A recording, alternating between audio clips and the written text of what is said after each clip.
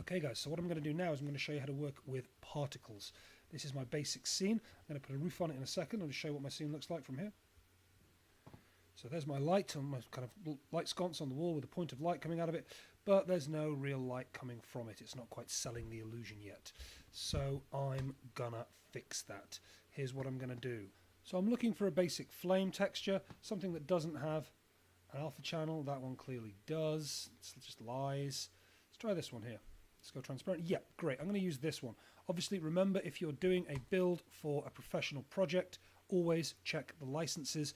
So what I've done is I've downloaded a Fire PNG. So this is a type of texture that has a transparent alpha channel. So we're all familiar with the red, green and blue are the colours that make up most images. There's also a fourth one, which is the alpha channel. The alpha channel controls the transparency of the object. And this one here is a very transparent object. Now the first thing you need to do, it's not a texture, you need to tell it that you're going to use it as a sprite. And then you need to apply that. And that will then change what it looks like down here, so it's got that transparency. Otherwise, it's not going to work. So that's the first thing you need to do. You need to have some kind of sprite-based texture that you're going to use. I want to make fire, so I'm going to make fire. The second thing you do is you go to Game Object. I'm going to I'm not going to use a 3D object. I'm going to make a particle system down here. Now, particle systems kind of do that. They kind of shoot things up as you want them to. So there's lots of things we can do with particle systems. Eventually I'm going to make it shoot this fire, but before I do, let's just get into some of what this particle system will let you do. So in the basic controls here in the inspector, I've got the duration of the particle. That's how long it's going to be before it repeats or before it stops. Whether or not it loops, so if I decheck that, then it won't repeat, it won't loop. Pre-warm is really useful, especially for something like fire. Pre-warm means that it's already running when the game starts. Otherwise, all of the fires would suddenly start up if you don't pre-warm that. The start lifetime is how long each particle will last for, and the speed is how fast they go. So if I just take that up to 10 or 100 and roll back a little bit, you can see these particles last a really, really, really long time on the screen. If I take that back down to 5 and let go, then my particles die off a lot sooner. They don't have that same kind of distance to them. Similar thing with speed. Obviously, if I take that up to 100, then it's going to be shooting particles out like nobody's business. And if I take it back down to, I don't know, maybe 1, then they're all going to kind of cluster together here because they're never really going to get going very fast before they run out of life at 5 seconds and die. The vast majority of the time, if you want to make your fire effect look better, you're tweaking either the lifetime or the speed, or occasionally down here the gravity modifier. So if I was making a waterfall, for example, I might set the gravity modifier, actually I wouldn't set the gravity modifier to -3. -3 would make it shoot up into the sky like a beam like that. But if I set the gravity modifier to 3, it's going to drip down. So now I'm making like a kind of a dripping tap or a faucet or whatever else, a waterfall perhaps. So if, as you can see, I'm shooting things up in the sky and I just change my gravity modifier ever so slightly, then it's going to bring them back down. And if I get it just right, then it's going to bring them down and they're going to fall over the side. We're going to make fire. So fire is probably going to look something a little bit like that. Other things that you can do in here, you can change the start 3D rotation if you're using something that supports 3D. Whether or not they start rotated. For something like fire with a graphic like this, I might want to do that. I might not. For other things, you might not want to do that. Simulation space should be set to world. And the scaling mode should be set to local. You can set the simulation space to local if you want to, but I tend to set it to world.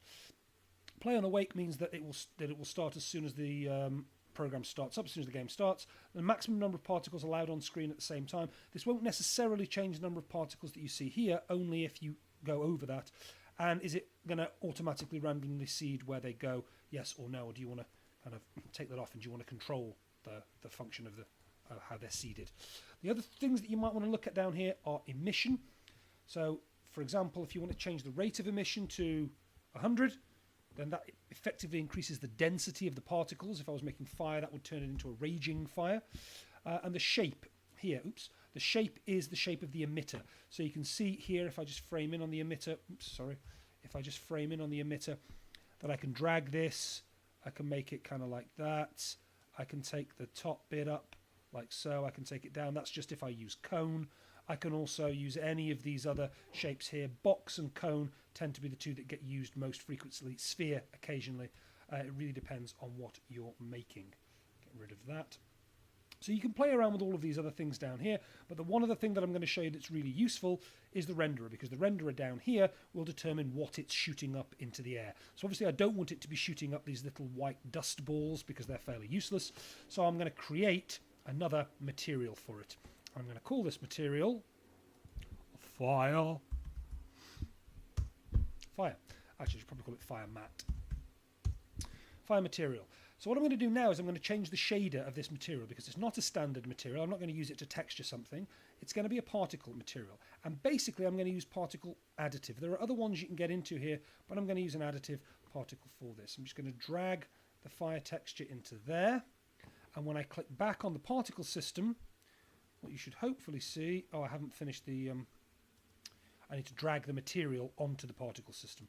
So I just need to drag it into this section down here where it says emission billboard. Drag that fire material onto there like so, and you can see it's now shooting up little fire sprites. So obviously now I've got my actual material in there that I want to use. I can start lining it up and start making it look right. And really, until you've got your particle in there, you really are going to struggle to do that, because it could totally change where you want to go, how high you want to go, and everything else. So I'm going to want to angle this so it's at the same kind of 20-degree angle. Okay, so that puts it at the same kind of angle as my object here. Now I can get the emission source over the emission source here and just shrink that bottom section in. So you can instantly see, if I just bring this down here a little bit, we're having quite a few problems. We don't need all of this fire. I just want it to kind of burn quite low. So I'm going to go and tweak some of my settings. First thing I'm going to do is bring the lifetime down. I really don't want it surviving much beyond about there. Bring the speed down. Let's change the rate of emission. Oh yeah, let's also change the end point of this cone, because it's just going in a really weird sort of shape. Like that. How's that looking? I don't like that. Tweak that a little bit. Radius emit from the base. Yep. Rate of emission particles. So let's have a quick... Just change the size slightly, and then we can change the gravity modifier. So you can kind of see what I'm talking about here with the kind of if I wanted to create a waterfall or a lava fall, I could create it like that, but that just looks a little bit weird for what's going on here. So I'm going to put it back to kind of where it was, which is like that. And that's still way too big. So let's take the rate of emission right down.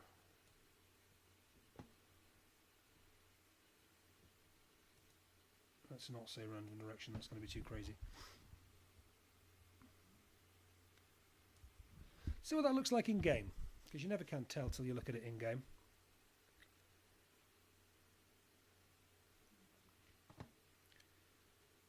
Yeah, it's kind of what I want. Let's go and tweak that a little bit more. So I think what I want, start size is fine. Change the lifetime. And it seems to be creating them outside of the object here. From the base of the cone only.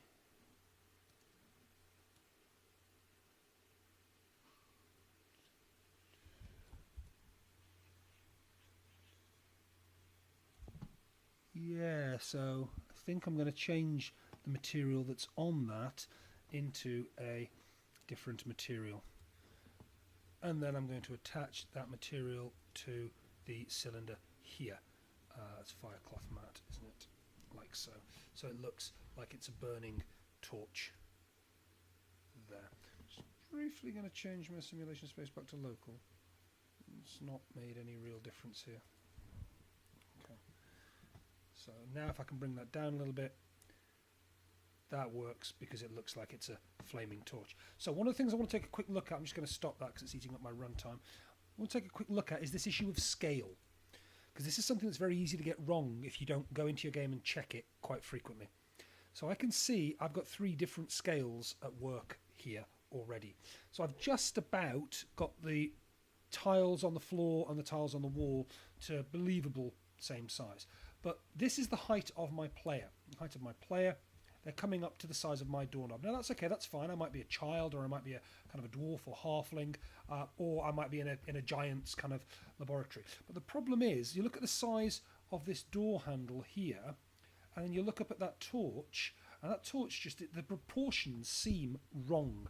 So what I'm going to do quickly is I'm just going to unparent that. I'm going to name my 2 bits here. So this is the torch head, and that is the torch body, so I know what's what.